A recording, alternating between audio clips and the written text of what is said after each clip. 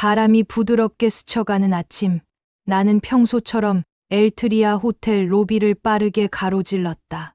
새벽 5시 반, 제주 바다는 아직 잠든 듯 했지만 호텔은 이미 하루를 시작하고 있었다.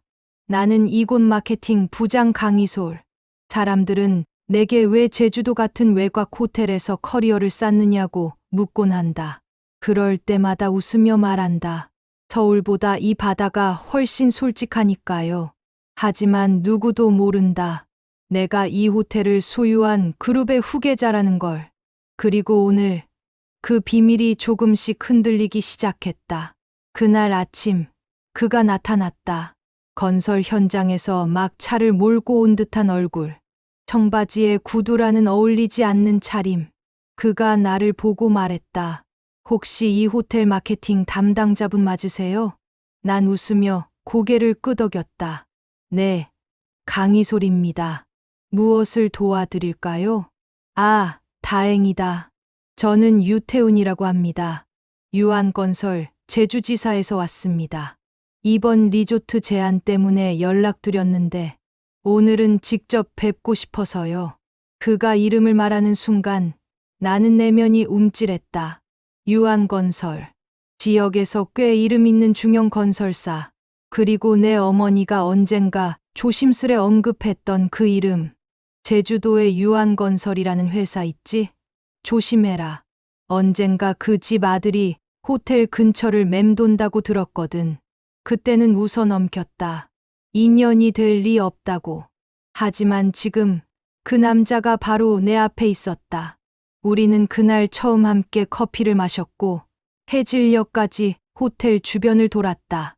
그는 솔직했고 터프했으며 이상하리만치 진심이 느껴지는 사람이었다. 나는 그의 그런 점에 조금씩 빠져들었다. 며칠 뒤 그는 연락을 자주 해왔다. 점심 드셨어요? 호텔 뒤쪽 숲길 같이 산책할래요? 난 의심했다. 정말 이 남자 나를 그냥 마케팅 부장으로 보고 있는 걸까? 아니면 뭔가 더 계산적인 이유가 있는 걸까? 하지만 그가 말하던 한 문장이 계속 떠올랐다. 이솔 씨랑 있으면 내가 참 편해져요. 원래 사람 피곤해하는 성격인데 말이죠. 그 말을 믿기로 했다. 내가 누구인지 말할 때까지 그가 어떤 사람인지 지켜보기로. 그러다 어느 날 저녁 그가 말했다. 이솔 씨, 우리 부모님 배워야 하지 않겠어요? 나는 고개를 천천히 들었다. 벌써요? 그가 웃으며 대답했다. 그냥 인사 차원이에요. 어머니가 좀 예의 엄해서요. 예의. 그 단어가 이상하게 가슴에 박혔다. 나는 아직 그에게 나의 진짜 배경을 말하지 않았다. 그는 내가 호텔 소속의 중간 관리자쯤으로 생각하고 있는 듯했다. 그리고 난 굳이 그 오해를 바로잡고 싶지 않았다. 하지만 그날 밤 어머니와 영상통화를 하던 중 나는 조심스럽게 말했다. 엄마, 혹시 유한건설 알지? 어머니는 정적 끝에 대답했다. 알지. 제주에서 그 집이 좀 세. 왜? 그 아들이랑 나 상견례 하기로 했어. 어머니는 잠시 아무 말도 하지 않았다. 그러다 조용히 대답하셨다. 그래. 잘 지켜봐. 그 집이 사람을 어떻게 보는지. 그 말이 어쩐지 불길하게 느껴졌다. 그리고 나는 알 수 있었다. 곧 내가 소속된 이 호텔이 아니라 소유한 집안의 무게가 그들을 시험하게 될 것임을. 상견례 날이 밝았습니다. 호텔에서도 늘 깔끔한 복장을 유지했지만 오늘만큼은 조금 더 신경을 썼어요. 어디까지나 태훈 씨의 부모님께 좋은 인상을 남기고 싶었죠. 그게 다였어요. 정말 그게 전부였어요. 약속 장소는 제주시의 유명한 레스토랑. 내가 예약을 잡겠다고 했지만 태훈 씨는 우리 쪽에서 하겠다고 했고 나는 굳이 말리지 않았어요. 그날 그의 부모님이 먼저 도착해 있었습니다. 나는 문을 열고 들어섰을 때 태운 어머니의 시선이 나를 위아래로 스캔하는 것을 똑똑히 느꼈습니다. 아, 이솔 씨. 직접 보니 사진보다 더 실물이 평범하시네. 첫 마디가 그거였어요. 나는 웃으며 고개를 숙였습니다. 처음 뵙겠습니다. 강이솔입니다. 그녀는 내 손을 잡지도 않고 고개만 끄덕이더군요. 그 짧은 동작에 이미 이 여자를 받아들일 생각이 없다는 게 다 느껴졌습니다. 태훈 씨 아버지는 비교적 말이 없었어요. 하지만 그의 시선에도 호기심보다 계산이 더 많아 보였죠. 식사가 시작되었고 분위기는 딱딱했습니다. 나는 최대한 예의를 갖췄습니다. 식사는 천천히, 말은 분명하게, 웃음은 조심스럽게. 그런데도 그분은 끝내 그 말을 꺼냈습니다. 근데 이솔 씨, 우리 태훈이 말로는 호텔에서 일하신다던데 정확히 어떤 직책인가요? 나는 정중하게 답했습니다. 마케팅 부장입니다. 지금은 제주 지점 전담이고요. 그녀는 살짝 눈을 찌푸렸습니다. 아, 직원이시구나. 난 혹시 경영 쪽인가 했는데 그 말이 그렇게 사람 마음을 긁어놓는다는 걸 그녀는 알았을까요? 나는 억지로 웃었습니다. 경영은 아니지만 저도 제 일에 책임감을 갖고 임하고 있습니다. 그건 좋죠. 그런데 솔직히 말씀드려도 될까요? 그녀는 테이블 위로 손을 살짝 내밀더니 마치 귓속말하듯 말했어요. 우리 태훈이 지역에서도 꽤 이름 있는 집안 아들이에요. 결혼은 아무래도 집안과 집안이 만나는 거잖아요. 이솔 씨가 아무리 열심히 살아도 출신이 너무 다르면 나중에 서로 힘들어요. 그 말에 내 손끝이 떨렸습니다. 하지만 끝까지 웃었습니다. 그게 내 싸움 방식이니까요. 그녀는 말을 이었습니다. 혹시 부모님은 어떤 일 하세요? 나는 단호하게 하지만 조용히 대답했습니다. 어머니는 기업을 운영하십니다. 꽤 규모 있는 쪽이에요. 그녀는 살짝 비웃는 표정을 지었습니다. 요즘 그런 말 흔하죠. 뭐 조그만 법인도 기업이라고 하니까. 그 순간 참을 수 없는 충동이 밀려왔습니다. 당장 여기서 내 어머니의 이름을 꺼내고 싶었어요.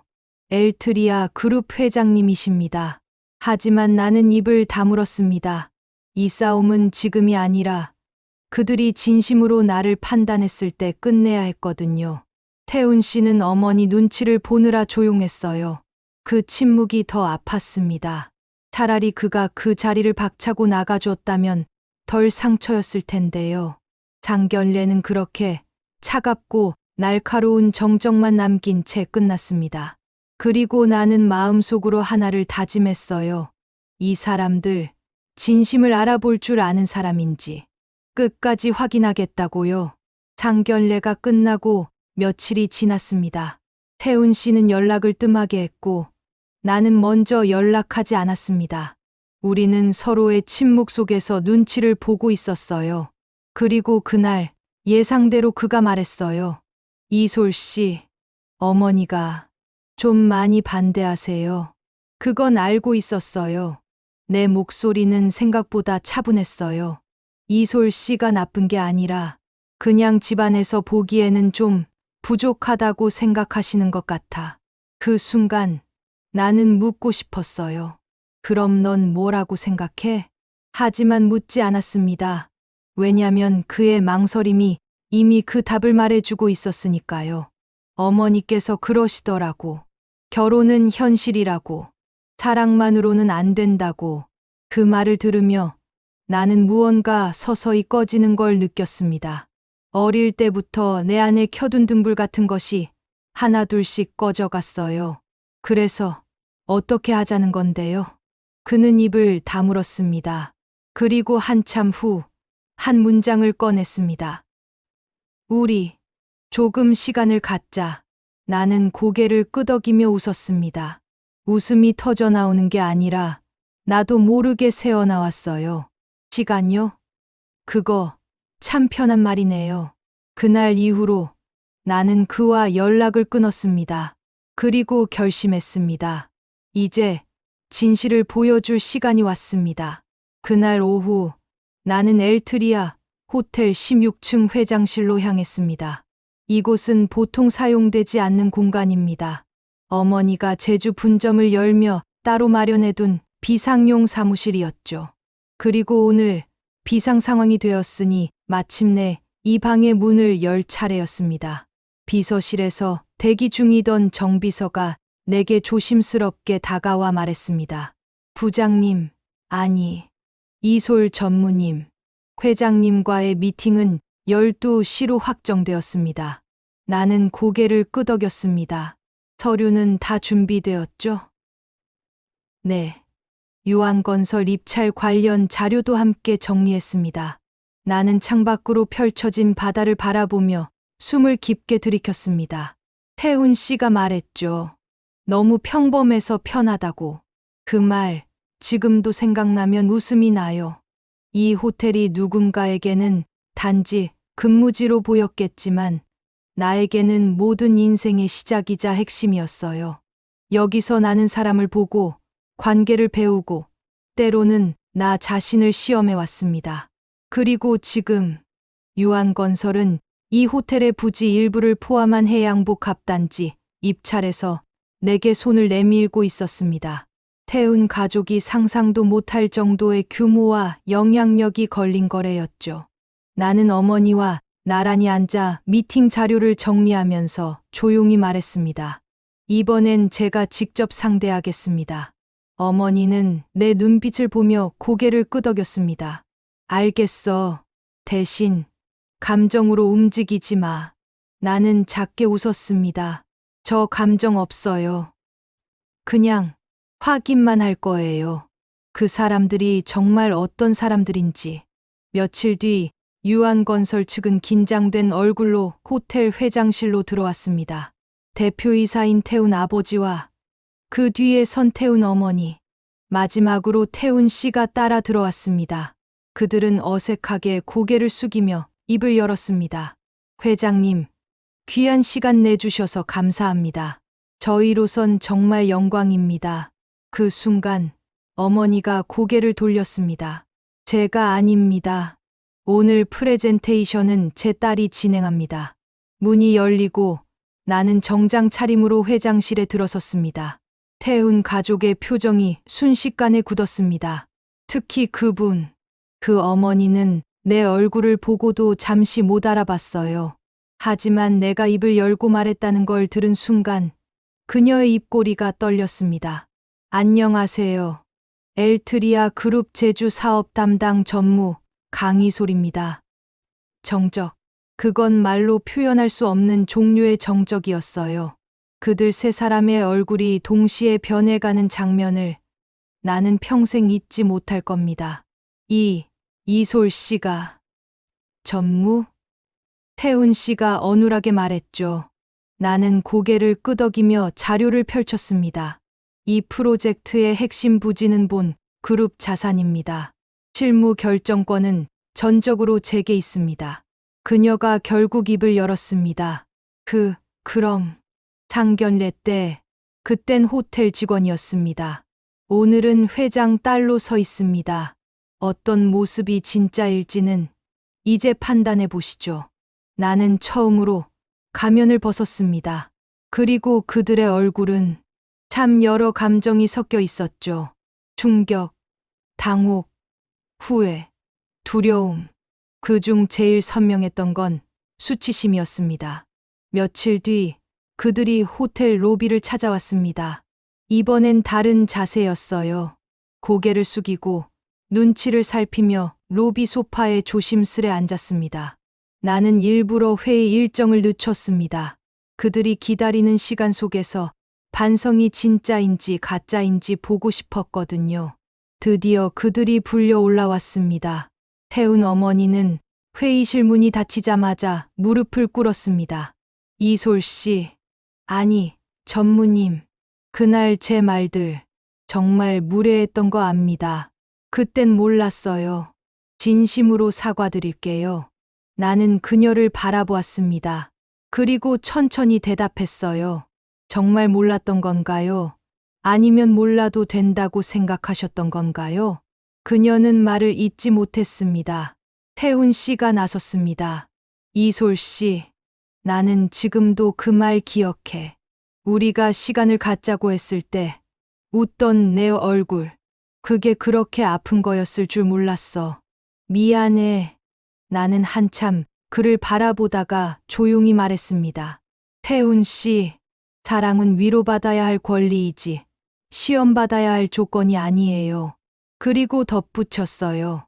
우리 그만해요. 여기까지인 것 같아요. 그가 더 붙잡지 않았던 건 어쩌면 마지막 양심이었을지도 몰라요. 시간이 흘렀고 나는 다시 일상으로 돌아왔습니다. 그리고 그 속에서 새로운 사람을 만났어요. 호텔의 고객 응대팀에 새로 합류한 남자, 강민석 과장. 그는 나의 직책이나 배경엔 아무 관심 없었습니다. 단지 내가 힘들어할 때 조용히 커피를 건네는 사람, 말없이 옆에 있어주는 사람. 어느 날 그가 말했어요. 전무님, 아니, 이솔 씨. 지금처럼 웃는 얼굴, 앞으로도 계속 보고 싶어요. 그 말에 나는 아무 말도 못했어요. 처음으로 정말 나를 있는 그대로 보는 사람이 나타났구나 싶었죠. 결혼식 날, 나는 정장을 입지 않았습니다. 호텔 로비 한가운데서 나를 기다리는 그에게로 향했어요. 어머니는 청색 정장을 곱게 차려입고 내 손을 잡아주셨습니다. 이소라, 이제는 가면 안 써도 돼. 넌 어떤 모습이든 충분히 존중받아야 해. 나는 로비를 가로질러 민석 씨 앞에 섰습니다. 그가 내게 손을 내밀었습니다. 강이솔 씨, 함께 걸어주시겠어요? 나는 고개를 끄덕이며 그의 손을 잡았습니다. 로비에서 시작된 우리의 이야기는 이제부터 진짜였습니다.